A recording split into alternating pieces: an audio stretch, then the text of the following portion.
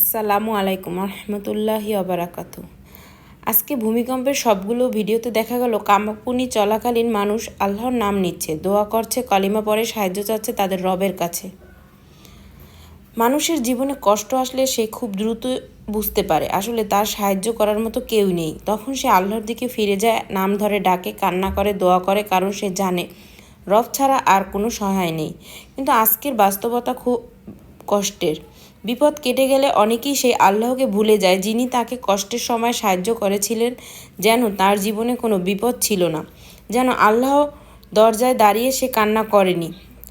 আল্লাহ বলেন, যখন মানুষ দুঃখে পড়ে তখন সে আন্তরিক হয়ে আমায় ডাকে, আমি যখন তার কষ্ট দূর করে দেই তখন সে মনে করেন এটা তো স্বাভাবিক বিষয়, আল্লাহকে ডাকাও তার মনে পড়ে না।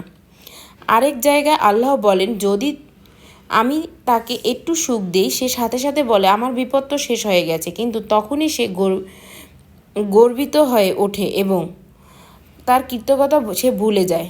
এটাই মানুষের স্বভাব, কষ্টে কান্না আর স্বস্তিতে সে ভুলে যায় তার সব কিছু। তাই আমরা যেন ভুলে না যাই, কষ্ট আর শান্তি দুটোই আল্লাহর পক্ষ থেকে। তিনি চাইলে দুঃখ দূর করেন, তিনি চাইলে শান্তি দেন। আমার কাজ হলো তাকে ডাকা, স্থির থাকা, কৃতজ্ঞতা অটল থাকা। হে আল্লাহ, আমাদের হৃদয়কে অন্ধকার থেকে বাঁচান, বিপদে আপনার উপরে ভরসা করার তৌফিক দান করুন, আর স্বস্তিতে যেন আমরা আপনাকে ভুলে না যাই। আমিন।